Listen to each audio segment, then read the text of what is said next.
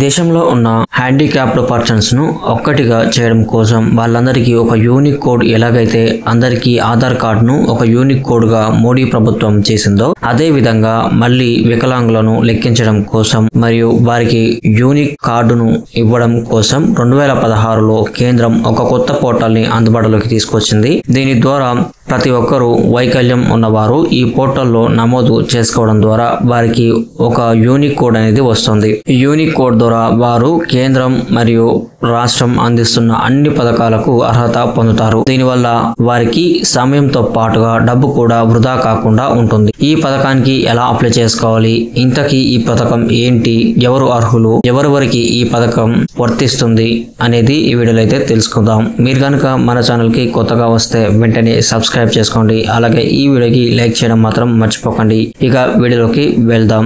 గతంలో ప్రతి ఒక్క రాష్ట్రం తమ రాష్ట్రంలో ఉన్న వికలాంగులను గుర్తించడం కోసం వారి రాష్ట్రాల్లో సదరం క్యాంపు పేరుతో నిర్ణీత స్లాట్స్ ఇచ్చి ఒక గడువు లోపల మీ సేవ ద్వారా అప్లికేషన్ చేసుకునే వెసులుబాటును కల్పించేది. ఆ స్లాట్స్ బుక్ అయిన తర్వాత సంబంధిత హాస్పిటల్ కి వెళ్లి డాక్టర్స్ చూసి వీరు వికలాంగులు అని కన్ఫర్మ్ చేసి రాతపూర్వకంగా మనకు ఒక సర్టిఫికేట్ ఇచ్చేవారు. అది కూడా నిర్ణీత సంవత్సరం వరకు చెల్లుబాటు అయ్యే విధంగా ఇచ్చేవారు. దీంతో మళ్ళీ రెన్యువల్ చేసుకుంటేనే మనకు చెల్లుబాటు అయ్యేది. సో ఇప్పుడు కేంద్రం అలా రెన్యువల్ చేసుకునే అవకాశం లేకుండా ప్రతి ఒక్కరికి వికలాంగులను ఒక చోటే చేర్చి వారికి ఒక యూనిక్ నెంబర్ ఇవ్వాలి అనే ఉద్దేశంతో యూనిక్ డిసబిలిటీ ఐడెంటిఫికేషన్ అంటే యూడిఐడి ప్రాజెక్టును 2016లో సామాజిక న్యాయం మరియు సాధికారత మంత్రిత్వ శాఖలోని వికలాంగుల సాధికారత విభాగం ప్రారంభించింది.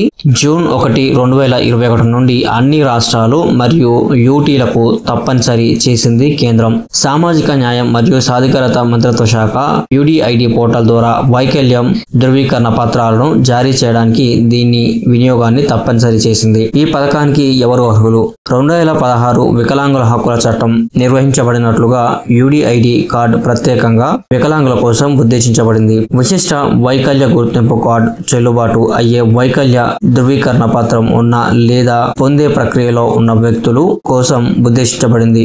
వైకల్య ధృవీకరణ పత్రం ఉన్నవారు లేనివారు దరఖాస్తు చేసుకుంటున్నారు మరియు దరఖాస్తులు తిరస్కరించబడిన వారు అంటే ఒకసారి సదరం క్యాంపులలో మీ దరఖాస్తులు కనుక తిరస్కరిస్తే వారు కూడా తిరిగి ఇక్కడ అప్లై చేసుకోవచ్చు.